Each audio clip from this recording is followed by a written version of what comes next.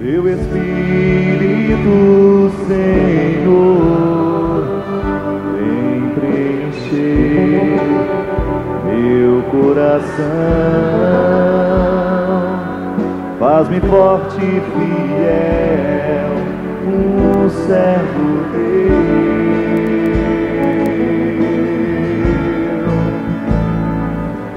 Derrama sobre mim teu Espírito, Senhor.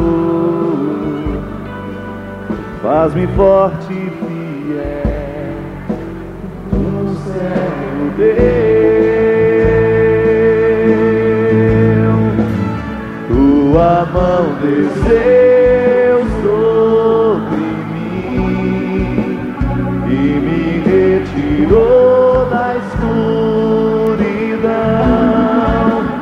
Deu-me mãos e voz de profeta, deu-me um coração adorador.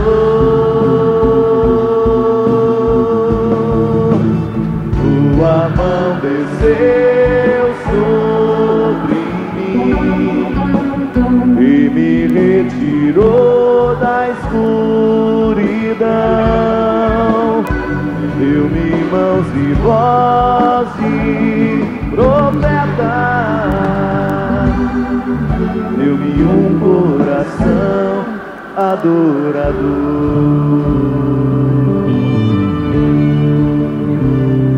Vamos mais uma vez, elevando os seus braços ao céu.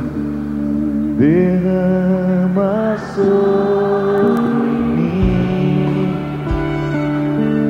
teu Espírito, Senhor.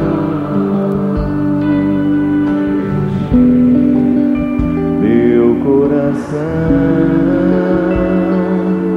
faz-me forte e fiel, um servo teu. Derrama sobre mim teu Espírito, Senhor. Vem preencher meu coração. Faz-me forte e fiel, um servo teu. Tua mão desceu sobre mim e me retirou da escuridão. Deu-me mãos e voz de profeta, deu-me um coração adorador. Tua mão desceu sobre mim e me retirou da escuridão. Deu-me mãos e voz de profeta, deu-me um coração adorador.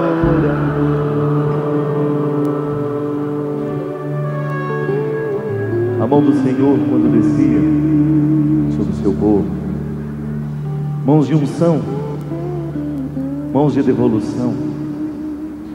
Para se fazer um rei era preciso ungí-lo com o poder do Senhor. Um profeta também é um homem da unção.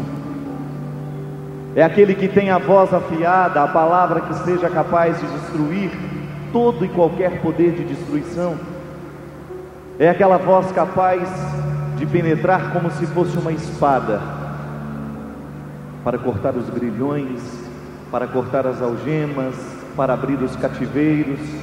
E outra coisa nós não queremos, minha gente: unção de rei, voz de profeta. E é o que o Senhor hoje quer nos conceder nesse dia. O Senhor quer que você saia daqui com aspecto real, nos dois aspectos, nas duas dimensões do termo: real de ser concreto real de pertencer à realeza. Saia daqui real. Vamos embora para casa na realeza que o Senhor hoje nos concede e na realidade que hoje Ele nos entrega. Tua mão desceu sobre mim e me retirou da escuridão. Deu-me mãos e voz de profeta. Deu-me um coração adorador. Tua mão desceu sobre mim e me retirou da escuridão. Mão e voz de profeta. Deu-me um coração adorador. Então vai tomando posse desse coração adorador. Você vai se sentando. Tua mão desceu sobre mim e me retirou da escuridão. Mãos e voz de profeta. Deu-me um coração adorador.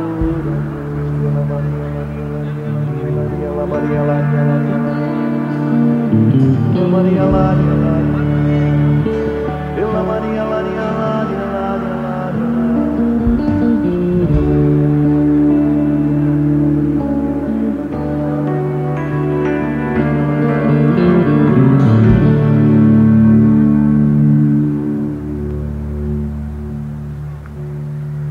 eu lhe convido a abrir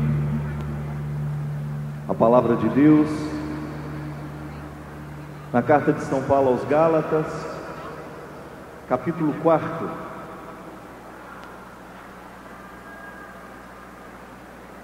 Vamos sentando, gente, todo mundo, para não atrapalhar quem está atrás de vocês, tá?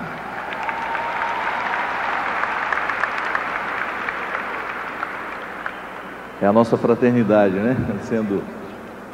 Sendo aplicada. Isso, senta no chão mesmo.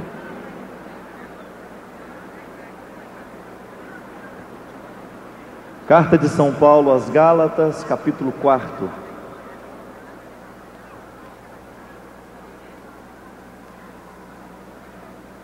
Apenas uma informação de exegese. Segundo os grandes estudiosos, a carta de São Paulo aos Gálatas, carta atribuída a São Paulo, né? Aos Gálatas, segundo os grandes especialistas em Novo Testamento, é uma das traduções mais fiéis, como se fosse um dos resumos mais fiéis do cristianismo. Pegue a carta aos Gálatas, leia do início ao fim, e você vai verdadeiramente me estimular no espírito do cristianismo, o que Jesus propôs, o que a igreja pretende. A carta aos Gálatas, ela toda gira ela gira o tempo todo em torno da questão da liberdade. E a liberdade é muito cara dentro do contexto do cristianismo. Toda religião que seja honesta, né, vai buscar oferecer, por meio da sua reflexão, por meio da sua liturgia, a experiência da liberdade aos fiéis. E a carta aos Gálatas, ela o tempo todo fala da necessidade de se alcançar essa liberdade. Capítulo 4. Tal é, portanto, o meu pensamento. O tempo todo em que o herdeiro é criança, não difere em nada de um escravo. Ele, que é senhor de tudo, mas ele é sujeito a tutores e curadores até data fixada por seu pai. E nós, igualmente, quando éramos crianças, sujeitas aos elementos do mundo, éramos escravos. Mas ao chegar à plenitude dos tempos, Deus enviou o seu Filho nascido de mulher e sujeito à lei, para apagar a alforria daqueles que estão sujeitos à lei, para que nos seja dado ser filhos adotivos. Filhos, vós bem que o sois. Deus enviou aos nossos corações o Espírito do seu Filho, que clama: Abá, Pai. Portanto, já não és mais escravo, mas filho. E como filho, também és herdeiro. E isto é a obra de Deus. Palavra do Senhor. Vamos aplaudir essa palavra.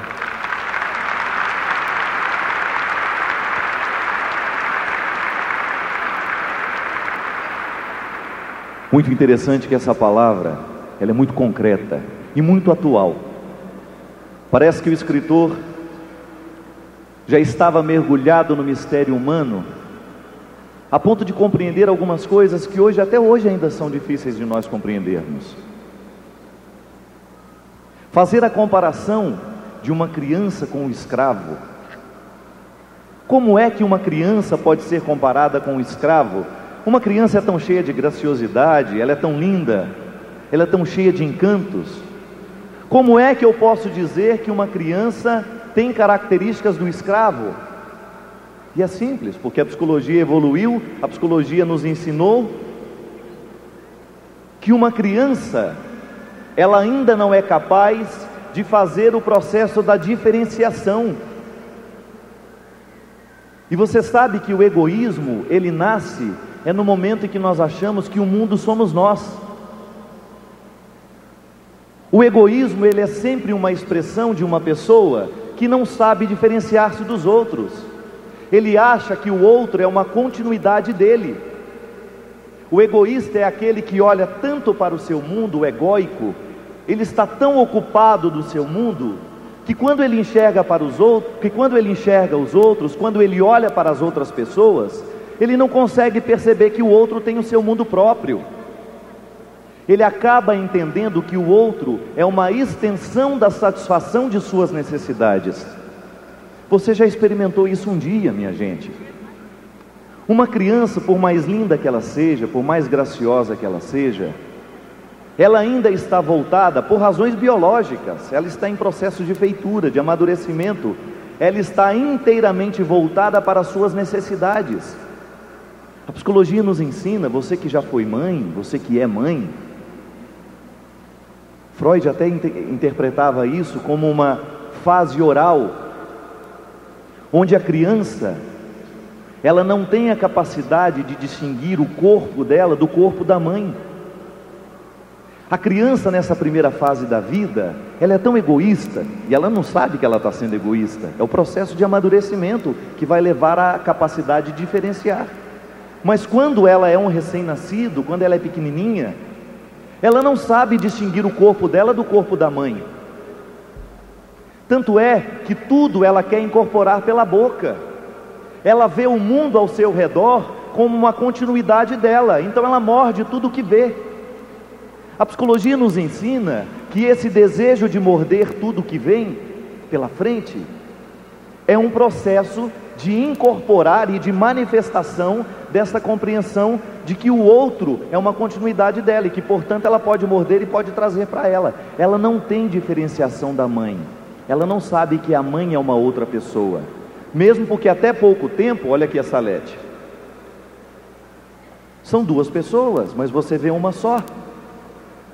A criança está intimamente ligada ao processo da mãe. Ainda ontem a Salete estava dizendo: padre, no final agora tudo vai ficando mais difícil, porque eu tenho que respirar para dois.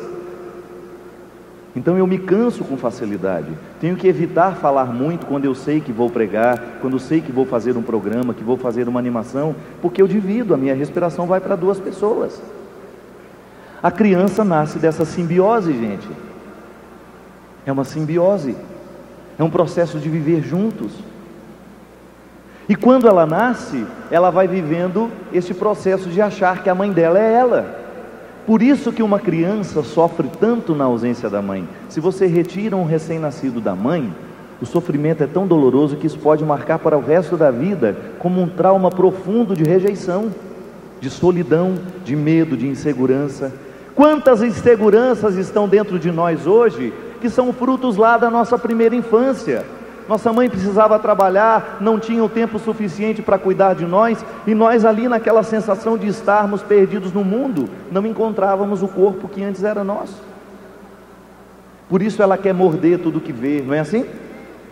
Se você deixar a sua criança, ela arranca a sua bochecha fora. O peito, a experiência de sugar o peito, a manutenção da vida, tudo passa pela boca. É a fase oral, é a fase de tentativa de incorporar o mundo pela boca.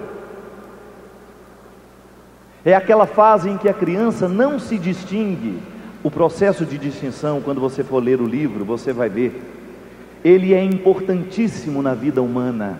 O que é identidade? É a capacidade de distinguir-se dos outros. Eu sou eu e eu não sou você. No momento que eu digo que eu sou eu estou também afirmando que eu não sou o outro. É distinção. Mas esta distinção, ela só vem com o tempo. À medida em que a criança vai crescendo, é que ela vai percebendo que há uma outra realidade que não ela. E sair do egoísmo é você sair desta compreensão equivocada de que o mundo todo é você, e de que os outros todos estão a seu serviço. Você sabe muito bem o momento em que você precisa começar a explicar para a criança: meu filho, agora a mamãe não pode. É como se nada fosse dito, não é verdade? Porque ela não tem biologia, ela não está biologicamente preparada para entender essa frase. Piaget nos ensina muito a respeito da psicologia infantil.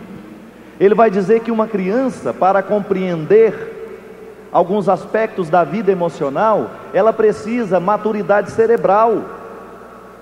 Assim como eu preciso de maturidade cerebral de 7 anos, que é a idade da razão, não é? Que é a idade que a gente entra na escola. A criança precisa atingir 7 anos para ela ser capaz de articular alguns pensamentos mais organizados, mais complexos. Antes ela só sabe viver na simplicidade. Ela não tem muita capacidade de articular pensamentos difíceis. Então não adianta você sentar e falar como se ela fosse um adulto, ela não vai te entender. Você chegar para uma criança de 3 meses no berço e falar assim: filhinha, não chora agora, porque a mamãe não pode dar mamar agora. Eu tenho que ir ao shopping. Tem uma super promoção que a mamãe não pode perder. Tá bom. E continua o choro. Aquela criança ainda é escrava. Como assim, padre? Ela é escrava da necessidade dela, gente. Ela ainda não tem capacidade de articular que a ausência da mãe é temporária. Os especialistas em infância dizem que 1 minuto do recém-nascido longe da mãe pode parecer uma eternidade, porque ela não sabe lidar ainda com a categoria de tempo. Você sabe quanto tempo dura meia hora. Por isso que o seu pequenininho chora terrivelmente quando você fala para ele: filho, fica com a vovó que a mamãe só vai ficar meia horinha lá. Ele não sabe o que é meia hora, não. É melhor você fazer dormir, sair na hora que ele está dormindo, do que ficar tentando explicar para ele. Ele não tem maturidade biológica. Aí se a gente vê uma cena dessa, você não sabe quem é mais burro, se é a mãe ou se é o filho. A criança ainda é escrava das suas necessidades. Na hora que der fome, não adianta dizer para ela: olha, eu vou colocar você para chorar no celular para a mamãe ver. Não. Ela não sabe quanto tempo dura meia hora, ela não sabe quanto tempo dura 15 minutos, porque ela ainda não é capaz de entrar essas informações. Ela ainda é escrava.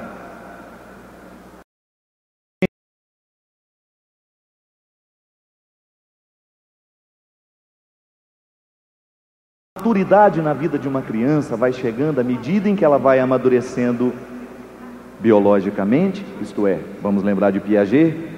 O cérebro vai amadurecendo para captar informações mais precisas. Por isso que você compra joguinhos para os seus filhos.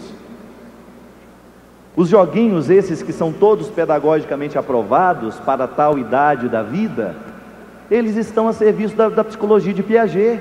Quando você compra um brinquedo dessa natureza, você está comprando a ideia de Piaget, que dizia que o melhor jeito de você encaminhar uma criança é você deixando brincar com jogos que tenham regras.